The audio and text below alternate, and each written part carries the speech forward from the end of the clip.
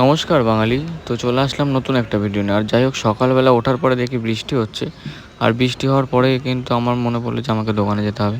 তো যাই হোক, চলো বৃষ্টিতে কী হয়েছে, তো দোকানে তো আমি যাবোই। আর দেখতে পাচ্ছ আমি দোকানেও চলে এসেছি। আর এখানে বৃষ্টি কিন্তু কমার না। আর ফটিক কাকা কিন্তু এখানে আমাকে বলছে যে ভাই বৃষ্টি কিন্তু কমবে না, মাল অল্প করে কিনিস। তো আমি বললাম হ্যাঁ কাকা, অল্পই কিনবো। তো যাই হোক, এখানে 1 ক্রেট আমও কেনা হয়ে গেছিলো। আর এখানে বৃষ্টি কিন্তু একটু কমার না, আর মেঘ আরও বেশি বাড়ছে দেখছি। তো যাই হোক, এখানে পুরো ভিজে গেছে বলে একটু মোছা খোঁচা করছি, কারণ বসে গেলে প্যান্ট ম্যান্ট ভিজে যাবে। আর সবাই ভাববে হিসু করে নিয়েছি, তার জন্য ভিজে নিলাম।